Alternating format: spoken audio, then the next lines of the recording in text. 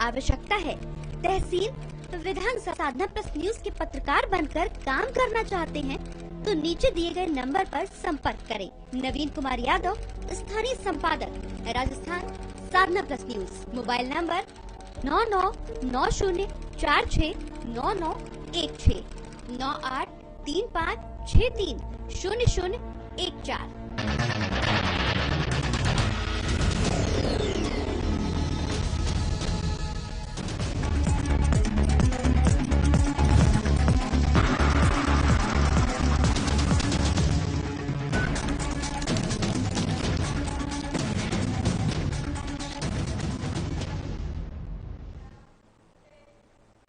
नमस्कार, आप देख रहे हैं साधना प्लस न्यूज। आपके साथ मैं अंजलि झा आप सभी का स्वागत करती हूँ राजस्थान के हमारे इस बुलेटिन हमारो राजस्थान में। खबरों की ओर बढ़ेंगे, लेकिन इससे पहले नजर डालते हैं आज की तमाम सुर्खियों पर। जोधपुर में हुए हंगामे को लेकर के सियासत गर्म। सीएम अशोक गहलोत ने केंद्रीय गृह मंत्री को दी खुली चुनौती, बीजेपी को बताया दंगों का जिम्मेदार। झालावाड़ में सांप्रदायिक सौहार्द को लेकर के बैठक। बकानी थाना परिसर में हुई शांति समिति की बैठक, लोगों से की शांति बनाए रखने की अपील। सीएम चिरंजीवी स्वास्थ्य बीमा योजना को लेकर के जिला कलेक्टर ने की लोगों से अपील। 7 मई से पहले रजिस्ट्रेशन करने की कही बात। हनुमानगढ़ में कपास उत्पादन तकनीक और गुलाबी सुंडी नियंत्रण कार्यशाला का आयोजन। गुलाबी सुंडी के प्रबंधन के लिए दिया गया परामर्श। हनुमानगढ़ में भामाशाह सम्मान समारोह का आयोजन। विद्यालय को कंप्यूटर सेट किया गया भेंट। अशोक वाधवानी को विद्यालय कमेटी द्वारा किया गया सम्मानित। अब करते हैं बुलेटिन की शुरुआत। शाहरुख खान की फिल्म बाजीगर, जिसका एक फेमस डायलॉग था कि हार कर जीतने वाले को बाजीगर कहते हैं। जहां पर बाजीगर फिल्म का ये डायलॉग हमें आज भी इसीलिए याद है क्योंकि हमारे खास कार्यक्रम घर की लक्ष्मी बेटी में दौसा की एक ऐसी ही शख्सियत जुड़ी है जो लगातार 15 साल की कड़ी मेहनत से सफलता मिली है उनको, जहां पर और आज ये समाज के लिए एक मिसाल बनकर बैठी है। देखिए हमारी ये खास रिपोर्ट।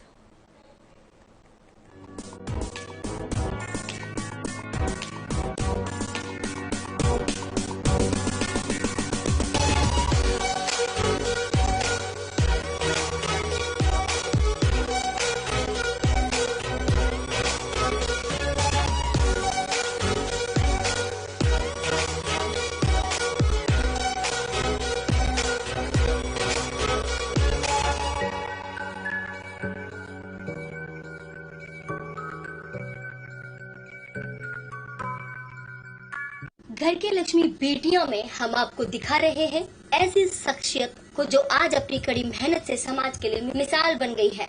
जी हाँ, हम बात कर रहे हैं दौसा जिले की सारिका शर्मा की, जिन्होंने तकरीबन 25 साल की उम्र तक एमए और बीएड कर लिया था। उसके बाद लगातार 15 साल तक कंपटीशन की तैयारी करती रही, लेकिन 15 साल तक इन्हें सफलता नहीं मिली। यहाँ तक कि इन्होंने राजनीति में बीजेपी के टिकट से पार्षद का चुनाव भी लड़ा, लेकिन राजनीति में भी सफलता नहीं मिली। बावजूद इसके सारिका शर्मा किसी तरह के डिप्रेशन और फ्रस्ट्रेशन में नहीं आई और सफलता के आस में लगातार मेहनत करती रही। तकरीबन 40 साल की उम्र में जाकर इनका सरकारी सेवा का चयन हुआ और आज सारिका जिला कलेक्ट्रेट में जूनियर असिस्टेंट ग्रेड 2 के पद पर कार्यरत हैं।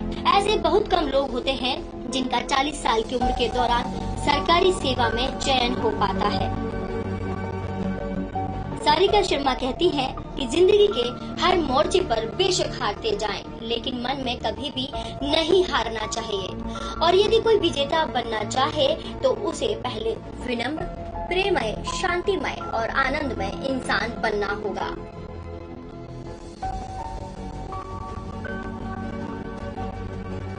शतरंज खिलाड़ी विश्वनाथन आनंद इस हद तक लिखते हैं कि जीतना आसान है, कठिन तो उसके बाद का दौर है। हार प्रयोग करने की प्रेरणा देती है, जीत इस राह पर चलने की प्रेरणा दे ही नहीं सकता। खोने और पाने का सिलसिला हर एक के साथ ताउम्र जारी रहना चाहिए।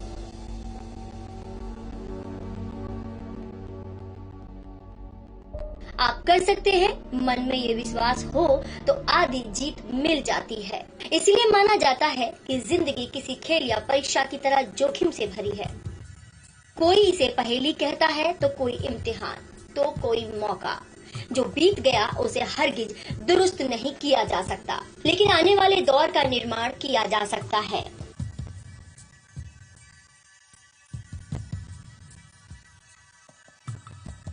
हार का गम भूलकर और खुद पर यकीन कर हर इंसान अपने लक्ष्य को हासिल कर सकता है। हर इंसान अपनी किस्मत खुद रचता है। जब किस्मत रचने में असफल होता है तब वो नियति बन जाती है। सारिका शर्मा कहती है कि सफल शख्स का राज यही है कि वो अपनी मंजिल पाने के लिए क्या जरूरी है ये जान जाता है और उस पर अमल करता है। नमस्कार। नमस्ते। बहुत बहुत स्वागत है आपका हमारे इस खास कार्यक्रम घर की लक्ष्मी बेटियां। आपका भी स्वागत। मेरा आपसे पहला सवाल सारिका जी ये है कि 15 साल से आप संघर्ष करती आ रही है और उसके बाद में 40 साल की उम्र में जाकर आपको सफलता प्राप्त हुई है, तो कैसा रहा ये संघर्ष का जीवन? ये संघर्ष का जीवन मेरे लिए बहुत ही महत्वपूर्ण भी रहा कि मैंने इसमें कई उतार और चढ़ाव कई देखे, लेकिन मैंने सबसे ज्यादा प्रायोरिटी अपने परिवार को दी। तभी मुझे 40 साल की उम्र में जाके प्राप्त हो पाया, क्योंकि मेरे लिए परिवार पहले में है और मेरी ख्वाहिशें बाद में। तो मैंने पहले परिवार, बच्चे भी छोटे थे और परिवार में मैं अकेली रहकर इस तरीके से, तो इसीलिए मैंने तो समाज का भी और लोगों के तानों का भी सामना किया है कि लगती तो है नहीं, क्यों करती हो आप इतना। तो लेकिन मैंने परवाह नहीं की और मैंने चलती चली गई कि कभी ना कभी तो ये होगा और कभी ना कभी संघर्ष में सफलता जरूर प्राप्त होगी। इसी तरीके से मैंने करती चली गई और इसमें मेरा सहयोग मेरे सास ससुर का और मतलब सभी का है। लेकिन मैं संघर्ष की तो कहानी क्या बताऊं। मैंने जैसे कि 15 साल जो होता है, 15 साल में मैं पढ़ती तो चली गई, लेकिन पढ़ने के साथ साथ मैं एक जुनून था कि कुछ करना है, यही मेरे अंदर चलता रहा। तो कभी कभी बच्चे, कभी पति, कभी सभी। तो मैंने राजनीति तक में भी अगर मेरा सामना हुआ, लेकिन मुझे राजनीति अच्छी नहीं लगती, लेकिन मैंने राजनीति बीजेपी से मैंने टिकट मिला और मैंने उसमें भी बहुत अच्छे से उसमें सहयोग किया, लोगों ने सराहाया भी। मैं सेकंड रनअप पे रही हूँ और लेकिन फिर जाके मुझे एक सफलता का एक दौर प्राप्त हुआ। सारिका जी, जैसा कि आपने बताया, आपने 15 साल मेहनत के बाद में 40 साल की उम्र में आपने अपने लक्ष्य को प्राप्त किया, ठीक है। तो लेकिन आज की जनरेशन की हम बात करें तो कंपटीशन बहुत है, बहुत बड़ा है, लेकिन उसके बावजूद लोग हार मान लेते हैं, वो सोचते हैं कि हम हार गए हैं। तो आप इसी को लेकर आज की जनरेशन को क्या संदेश देना चाहेंगे आपके माध्यम से? मैं संदेश तो मैं क्या दे सकती हूँ, लेकिन मैं तो बस इतना ही कह सकती हूँ कि अगर आप में उड़ने की चाह है, हौसलों की उड़ान है, आपको पंख लगे हैं, तो उड़ना जरूर चाहिए। तो यही मैं तो कहना चाहती हूँ कि जैसे कि कितना ही संघर्ष हो, एक बार गिरोगे, 2 बार गिरोगे। हमने चींटी से बहुत कुछ सीखा है। चींटी बार बार गिरती है, फिर भी वो चढ़ती है। उसी तरीके से हमें भी कभी हार मान के एक जगह नहीं बैठना चाहिए, आगे बढ़ते रहना चाहिए, हमें तो संघर्ष करते रहना चाहिए। देखिए, एक तरफ आज की जनरेशन की हम बात करें तो लोग क्या होते हैं, बच्चे हैं, कंपटीशन बढ़ता जा रहा है जैसा आप भी जानते हैं, लेकिन मतलब कि एक बार गिरने के बाद में 2 बार हार मान लेते हैं। वो इसका असली कारण क्या है? आजकल लोगों को बहुत कुछ जल्दी चाहिए होता है, वो बहुत जल्दी प्राप्त करने की कोशिश करना चाहते हैं कि हम बहुत जल्दी ही सब कुछ पा लें, लेकिन ऐसा नहीं है।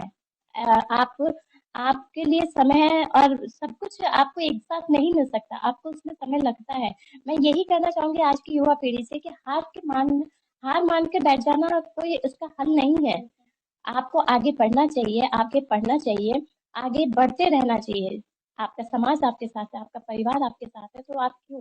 आजकल सुसाइड बहुत केसेस हो रहे हैं, वो इसी कारण से बच्चे आजकल देखा जाए तो 12th के बाद में ही सुसाइड वाले केसेस हो जाते हैं। इतनी जल्दी हार मान लेते हैं, क्यों मान लेते हैं? क्योंकि क्या होता है कि समाज का प्रेशर होता है, उनके ऊपर दबाव होता है कि तूने कुछ किया नहीं, तूने अब तक कुछ किया नहीं। लेकिन मैं उन समाज से भी ये कहना चाहूंगी कि दबाने के बजाय उनको उठाना सिखाओ, क्योंकि जो उठ जाएंगे तो अपने आप ही सब कुछ सही हो जाएगा। हमारा जो आज समाज है, इससे मैं तो बालिकाओं के लिए भी ये कहना चाहूंगी, आज बालिकाएं सबसे ज्यादा आगे बढ़ रही है।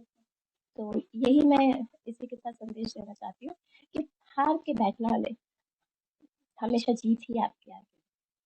मेरा आपसे अगला सवाल ये कि आप अपनी सफलता का श्रेय किसको देना चाहेंगे और क्यों? मैं अपनी सफलता का श्रेय मैं अपने हस्बैंड को देना चाहूंगी, क्योंकि सबसे ज्यादा इन्होंने ही मेरा साथ दिया, सहयोग दिया। और ये जिस तरीके से मैं 15 साल तक संघर्ष करती चली गई, तो इन्होंने ही मुझे बोला कि एक ही राह पे बढ़ने से अच्छा है कि कोई राह चेंज करके देखो। तो फिर मैंने जूनियर असिस्टेंट का फॉर्म भरा, और ये मीडिया से है, ये पत्रकार है, तो इन्हें टाइपिंग भी अच्छी आती थी, और इन्होंने ही मुझे टाइपिंग सिखाई, और इस तरीके से इन्होंने मुझे बहुत सहयोग दिया। और आज मैं जो कुछ भी हूँ, आज मैं कलेक्ट्रेट में जॉब करती हूँ, मैं वहाँ बैठती हूँ, तो रुतबा भी है, लेकिन इन्हीं का सब कुछ है।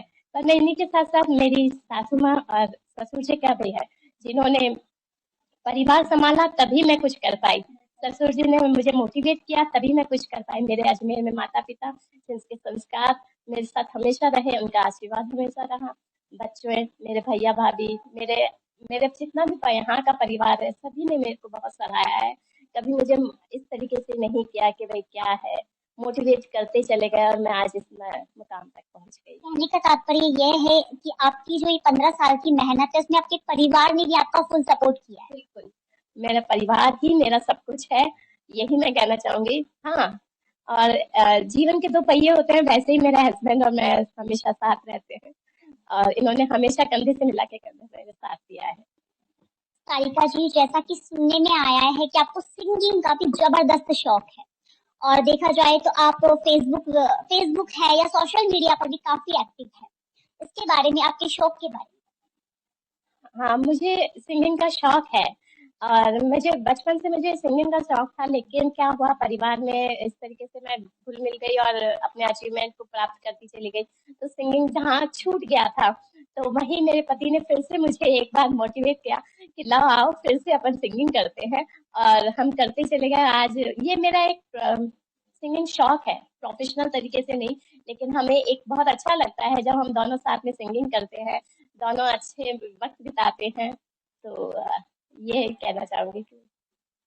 मेरा आपसे अंतिम सवाल और एक अहम सवाल है कि संपूर्ण नारी की परिभाषा क्या होती है, और दूसरी चीज कि आप अपने भविष्य को आगे कैसे देखती हैं? संपूर्ण नारी की परिभाषा, मैं तो इतना ही कहना चाहूंगी कि संपूर्ण नारी एक परिवार से ही जन्म लेती है, परिवार में ही उठती है, परिवार तक नहीं है। लेकिन आज लोग पहले से सीमित एक परिवार तक ही कर देते थे, लेकिन आज वो समाज में भी है। आज उसका रुतबा कहीं पे भी देख लो, मैं मानती हूँ नारी है तो जहान है। तो नारी तो मतलब अगर नारी है तो सब कुछ चल रहा है। कि अगर भारत माता क्यों कहते हैं, फिर भी हम उसी पे डिपेंडेंट रहते हैं कि पूरी भारत माता ने पूरा हिंदुस्तान संभाल रखा है। तो उसी तरीके से मैं तो कहना चाहूंगी। भविष्य का क्या है? भविष्य का तो मैं ऐसा है कि मुझे सोशल वर्कर के रूप में काम करना चाहती हूँ, और मैंने किया भी है। जैसे कि कोरोना काल में भी मैंने अपनी सैलरी से मैंने लोगों की मदद की है और मास्क भी बांटे हैं। इसी तरीके से मैं भविष्य में और भी मैं लोगों की मदद करना चाहती हूँ, सोशल वर्क का काम करना चाहती हूँ, जिससे उन लोगों तक अपनी मदद पहुंच सके, जो गरीब हैं, जो असहाय हैं, उन लोगों तक मैं यही कहना चाहते हैं आपके माध्यम से। आज हमने आपको हमारे इस खास कार्यक्रम में एक ऐसी ही महिला से मिलवाया जिन्होंने अपने संघर्ष के लिए, अपनी मेहनत से, अपने जीवन से अपने लक्ष्य को प्राप्त किया। 15 साल मेहनत करके 40 साल की उम्र में उन्होंने अपने लक्ष्य को प्राप्त किया, और इन्हीं से हमें सीख लेनी चाहिए कि जीवन में किस तरीके से आगे बढ़ा जा सकता है। आज की जनरेशन को हम देखें तो कैसे वो फ्रस्ट्रेशन में आ जाती है, टेंशन में आ जाती है अपने भविष्य को लेकर। लेकिन ऐसी महिला जिन्होंने कभी भी टेंशन नहीं लिया, सपोर्ट से अपनी लाइफ में आगे बढ़ी, और इसी तरीके से मैं सभी से यही कहना चाहूंगी इन्हीं के माध्यम से कि ऐसे ही लाइफ में आगे बढ़े और अपनी सफलता को नाम दे, मुकाम दे, और अपनी जो प्रतिभा है उसको बाहर निकाले। आपने देखा संघर्षों से भरी सारिका शर्मा की कहानी रही। बावजूद इसके उन्होंने हार नहीं मानी, और उन्होंने यही कहा कि जीवन में कुछ भी असंभव नहीं है। यदि हम ठान लें या दृढ़ निश्चय कर लें कि हमें हमारे लक्ष्य तक जाना है, फिर इंसान को उसकी मंजिल जरूर हासिल हो जाती है। इन्होंने साधना प्लस चैनल के माध्यम से आज की महिलाओं को प्रेरणा देते हुए कहा कि अपनी प्रतिभाओं को बाहर निकालो और अपने टैलेंट को दबने ना दें। एक बार हारना जीवन भर की हार नहीं होती है, जीवन में जीत के लिए हारना भी जरूरी होता है। जिंदगी संघर्ष का दूसरा नाम है और देखा जाए तो किसी को जीवन में संघर्ष करना पड़ता है। हर किसी के जीवन के संघर्ष के अलग अलग किस्से हैं, अलग अलग कहानियां हैं। आज हमने बात की सारिका शर्मा से और जाना कि इनकी जिंदगी का भी एक अलग ही संघर्ष रहा। 15 साल तक लोगों के ताने सुनते रहने के साथ लगातार हार झेलते रहने के बाद भी इनके हौसले कम नहीं हुए। ये लगातार मेहनत में जुटी रही। इन्होंने आखिरकार सफलता हासिल की, जो कि वाकई काबिले तारीफ है। साथ ही ये आज के युवाओं के लिए प्रेरणा स्रोत है, खासकर उन युवाओं के लिए जो कुछ असफलता मिलने मात्र से ही घुटने टेक देते हैं और फ्रस्ट्रेशन में आकर जीवन की कुछ गलत निर्णय ले लेते हैं। ऐसे युवाओं को जरूरत है सारिका शर्मा के संघर्ष में जीवन से कुछ सीखने की। उम्मीद है कि आज का ये कार्यक्रम आपको पसंद आया होगा। अगली बार जब मिलेंगे तो फिर किसी ऐसे ही शख्सियत से रूबरू होंगे।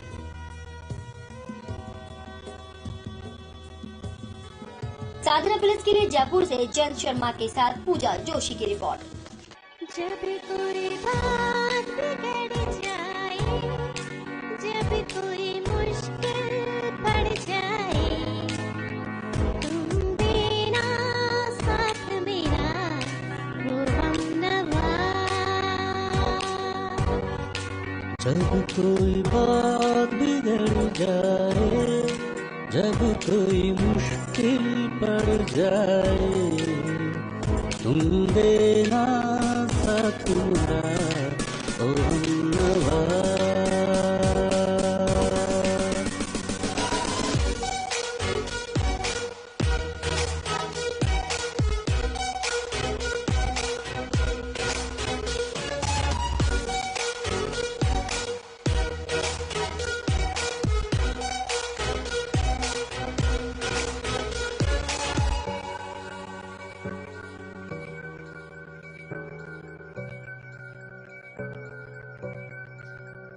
हो चांदनी जब तक रात देता है हर कोई साथ, तुम मगर अंधेरों में ना छोड़ना मेरा हाथ। हो चांदनी जब तक रात देता है हर कोई साथ, तुम मगर अंधेरों में ना छोड़ना मेरा हाथ। न कोई है न कोई था जिंदगी में तुम्हारे सिवा, तुम देना साथ मेरा ओ हमनवा।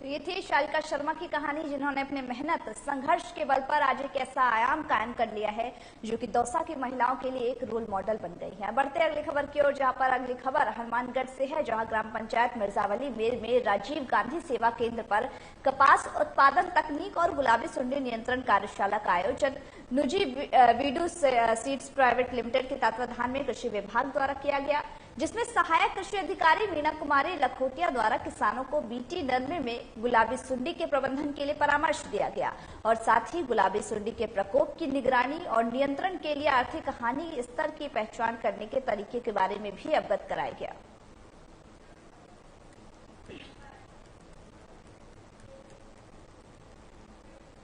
अगली खबर हनुमानगढ़ से है, जहां राजकीय प्रवेशिका जहां पर संस्कृत विद्यालय गोगामड़ी में भामाशाह सम्मान समारोह का आयोजन किया गया था, जिसमें कि नोहर के कॉलोनाइजर हरीश वाधवानी ने अपने पिता की स्मृति में एक कंप्यूटर सेट विद्यालय को भेंट किया है। इस अवसर पर उसके छोटे भाई अशोक वाधवानी को विद्यालय कमेटी द्वारा सम्मानित किया गया। वही मौके पर वरिष्ठ अध्यापक ओम प्रकाश खटोतिया द्वारा दानदाताओं को प्रेरित करने के लिए और साथ ही विद्यालय में 2 कमरे और एक प्रार्थना सेट बना, पंचायत कोर्ट सेट और साथ ही नोहर विधायक अमित राजेंद्र चाचड़ और प्रधान सोहन ढेल के माध्यम से स्वीकृति करवाने के लिए विद्यालय परिवार में अध्यापक खटोतिया को शॉल और साफा पहना करके उन्हें सम्मानित किया गया।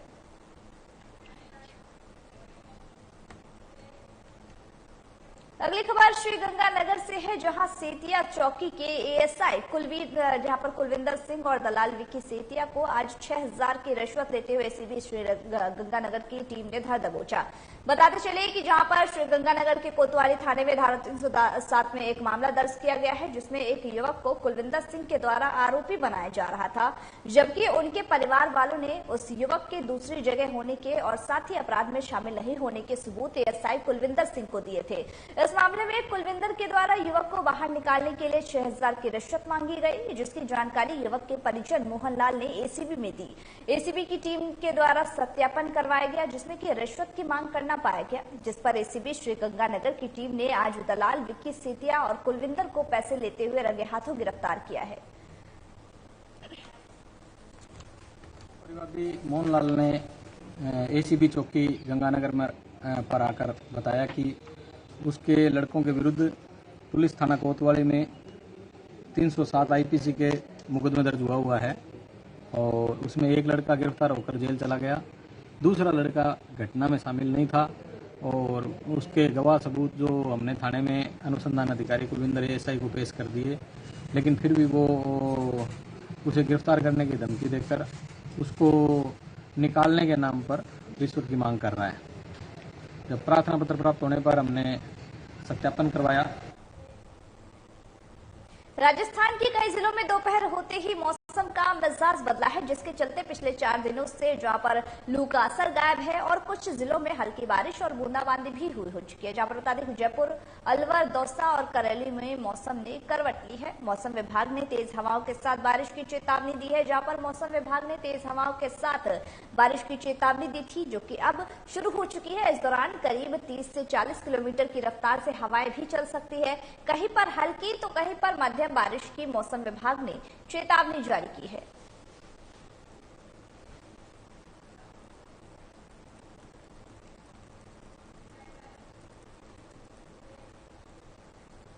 राज्य में बिजली कटौती के बाद अब पीने के पानी के लिए लोग परेशान होने लगे हैं। जहां पर राजधानी जयपुर में पीएचईडी की ओर से शहर में अलग अलग स्थानों पर पानी की सप्लाई में कटौती कर दी गई है और आज भी जयपुर के करीब 25% एरिया में शाम की पानी सप्लाई नहीं की जाएगी। जहां पर पानी पैच स्थित पुराने वाटर स्टोर की बीसलपुर की सेंट्रल ट्रांसफर पाइपलाइन से जोड़ने के चलते आज शाम को मुरलीपुरा, शास्त्री नगर, विद्याधर नगर और साथ ही सीकर लोड से लगती हुई जहां पर कॉलोनियों में आज शाम को पानी की सप्लाई नहीं होगी।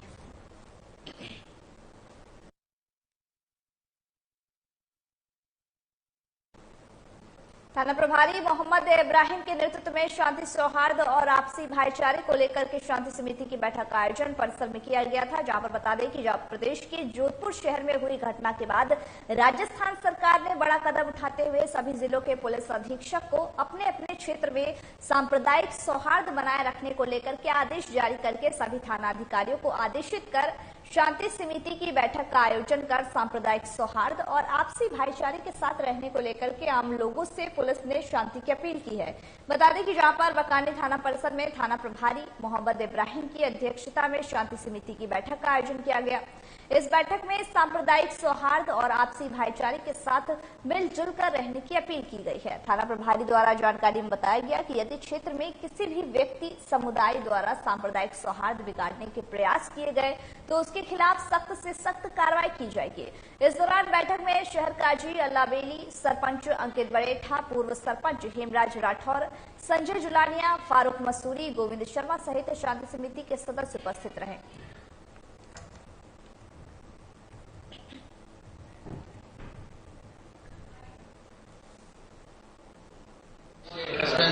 शांतिपूर्ण सौहार्द बनाए रखने के लिए शांति समिति की मीटिंग का आयोजन किया गया और सभी से अपील की गई कि कस्बे में सांप्रदायिक सौहार्द बनाए रखें। यदि किसी व्यक्ति द्वारा किसी भी समुदाय द्वारा सांप्रदायिक सौहार्द बिगाड़ने के प्रयास किए गए तो उसके खिलाफ। मानो राजस्थान के हमारे इस बुलेटिन में बस इतना ही। मुझे दीजिए इजाजत। तमाम बाकी खबरों के अपडेट्स के लिए देखते रहिए साधना प्लस न्यूज।